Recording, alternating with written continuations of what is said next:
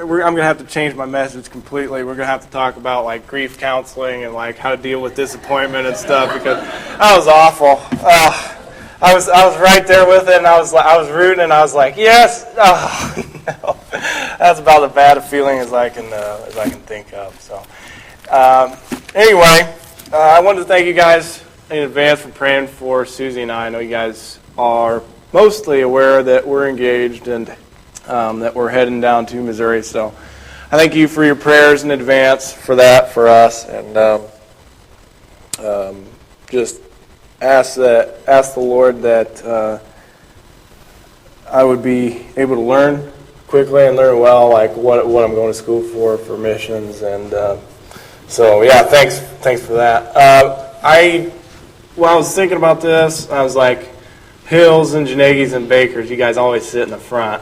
And I was like, okay, well, this is going to work great because I need some volunteers to hold my apple. So, Steve, you want to volunteer? I don't think Brad's going to let you, though. If you guys want to move back for me so I can do my demonstration about archery, Brad's going to shoot some arrows here, and I thought that probably would be better if Steve doesn't have an arrow sticking out of his back. So, I don't know, Steve. I don't think you want to do that. Every man and woman for themselves. If you guys want to move so you can see, you can scoot to the middle, but stay on that side too. Anyway, so I'm sitting here. I wrote this sermon for a class that I took this semester, this year. It was an expository preaching class, preparing expository sermons, and we ended up, a class project we did was we wrote a sermon series for our teacher who's a pastor in Fort Wayne at Come As You Are Church. His name is Anthony Payton. And so this was my sermon that I wrote for him. He's going to be presenting that to his church, I think February, the first weekend in February. So,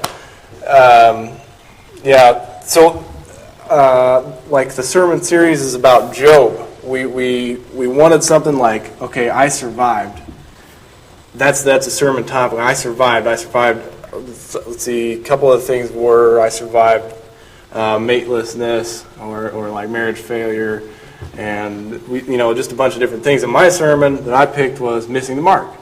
So like I survived misunderstanding what God was trying to do in my life. And so my cool background here is a target. So I thought I'd have Brad come up because he's the resident expert, I guess. And I was going to have him shoot out some candles, but Pastor Dan said no because of liability and stuff. So I was just going to hold the apple or something. But anyway, who said that? You want to hold the apple, Vicki? No, you can't hold the apple. Okay, Brad. Let's see what you got. Can you hit that target? I don't know if that's big enough for you or not, but well, if you can, I doubt that I will be able to.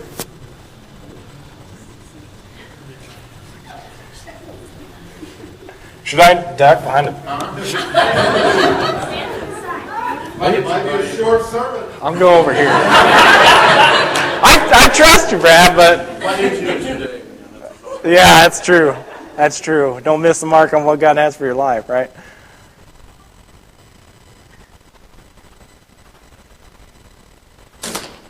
Woo! Hey, here we go. I almost called a timeout, Brad, to freeze you out, but I didn't do it. Yeah, I'm trying to freeze it. Do you? I figured. Okay, see if... Oh. You shot through the string. There. Okay. See if you can hit that.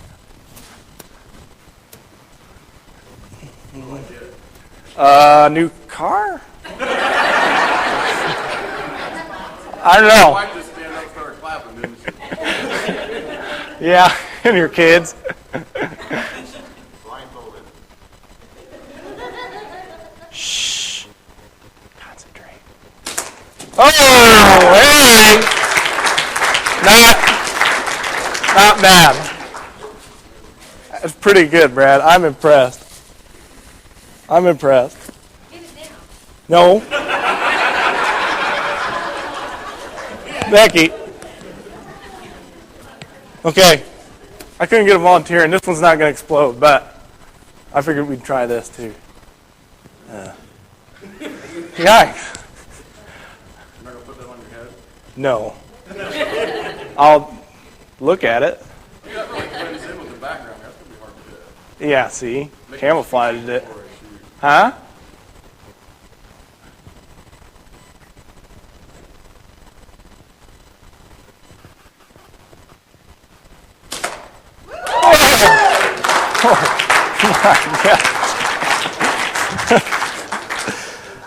All right, now it's Sam's turn.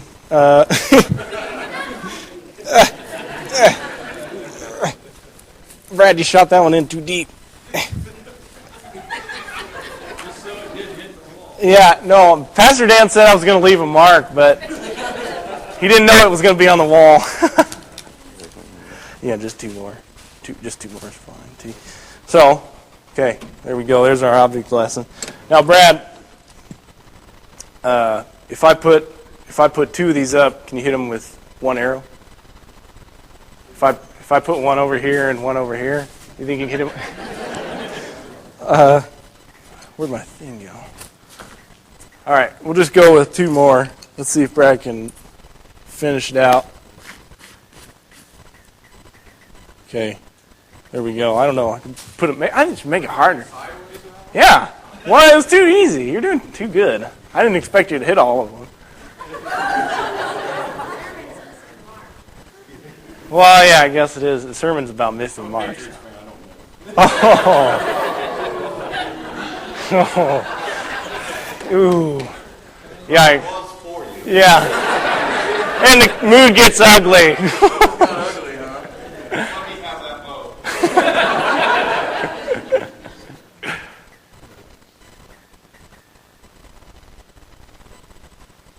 Oh.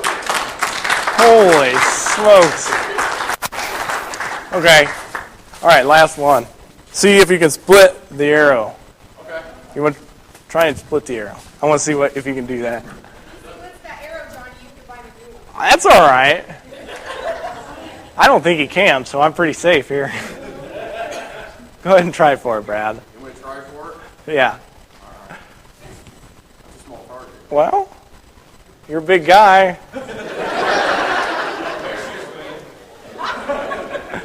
Yeah, Patriots fans don't miss.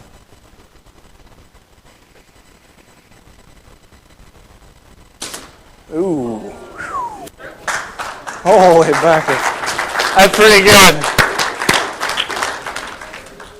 Okay, yeah, go for it. If I hit either one of them, does that count? Yes. This one's sticky. Well, that one threw an apple, so.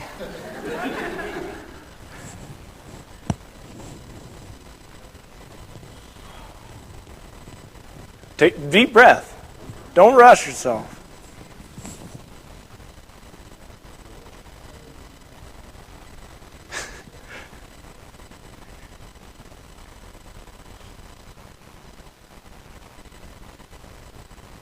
Ooh. Where'd that one even go? Woo! Patriots fan. Patriots fan. Well, that's okay, Brad. That was pretty good. I won't lie. That was pretty good. Thanks. Everybody give Brad a big round. Pastor Dan, you can breathe easy. You can sit with your wife now. Scaredy cat. Next week we'll come in with the gun. You never know. Move it up. Is this church? Okay.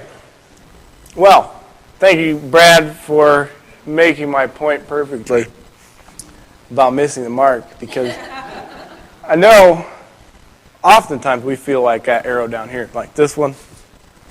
You know, you kind of got the shaft. Like this was supposed to win Brad a brand new car, and instead it's just stuck. It's way in there. I'm not even ever going to get that out. But it's off in the distance. It's kind of lost. It's kind of like it's floating. It's kind of like it's missing a purpose because it missed the mark. And that's how we often are. Like we approach life and we're like, man, shoot, how did I get so far off course? What is God doing? I don't understand. I'm missing something. I'm missing something. There's a lesson for me to learn, but I'm just not getting it. Have you guys ever been there? Because I have. Man, it hurts and it's frustrating, and you can't seem to get any closer to the middle of the target. And you see other people hitting the target. You see other people doing well in their Christian life, and you're not. What do? How do you respond? How are you going to you didn't win a car. Not only did you not win a car, you didn't hit the other arrow or one of those cool targets or anything. You're just down there in the bottom, what's that worth? Like 2 points? 1 point, whatever. And what we come to in our lives oftentimes is like, are you going to give up? Are you going to just say, well, this is my lot in life, to be stuck down there on the bottom? Our point is, like, it's a universal experience, I think that, I've talked to a lot of people, I've spent time with a lot of people who have just gotten stuck in the same position and frustrated, seem like they're going around in circles. And the story of Job, as I read it, that's what popped up. Is like, he hit this hard. He hit that wall hard. I mean, he like, everything that he had, he lost. He lost it like that. If you go to Job, turn in your Bibles with me to Job real quick. We're going to look at chapter 1. And it talks about he's got 7,000 sheep and 3,000 camels, 500 oxen, 500 donkeys, large number of servants. And Job was the greatest man among all the people of the East. And so, it goes through and it just kind of talks about how good of a guy Job is, how cool he is, and how good he is with his family and stuff. And then Satan comes before the Lord and he's like, hey, allow me to mess with this guy. Because I know he only likes you. He only appreciates what you're doing for him because you bless him. You give him good stuff. Like, he's got tons of camels, he's got a great life, and good family and stuff. And so that's found in verse 9, chapter 1, verse 9. Satan answered the Lord, does Job fear God for nothing? Haven't you placed a hedge around him and his household and everything he owns? You've blessed the work of his hands, and his possessions are spread out on the land. But if you stretch your hand and strike everything he owns, he will surely curse you to your face. Very well, the Lord said to Satan in verse 12, everything he owns is in your power. However, you must not lay a hand on Job himself. So I think something we need to remember and look at here is it's not God that's causing that in your life. He's not inflicting pain on you. He allows it to happen. It comes through his hand. But it's not God that's doing it. James says, don't let anyone say God is tempting me, because he's not. And so we end up here in chapter 2, Satan, it doesn't work. Job says, naked I came from my mother's womb, and naked I'll leave this life. The Lord gives and the Lord takes away. Praise the name of the Lord. And throughout all this, Job did not sin or blame God for anything. Okay, so it didn't work. Satan didn't get what he wanted. So he comes before God again. He's like, okay, he's just, because he said, I can't mess with him specifically. Like, that's why he still hasn't turned against you. But if you let me, he will. So then Satan's testing him again and inflicts him with incurable boils. And we find Job sitting on an ash pile, scraping his head with a piece of pottery, dressed in sackcloth. And that's just not the way it's supposed to work, is it? Like, when we serve the Lord, and when we serve the Lord, when we're doing good, when we're following him, when we're not sinning and stuff, we should be hitting this target. We should be feeling like, we're in a great relationship with God. But what happens when we get stuck down here?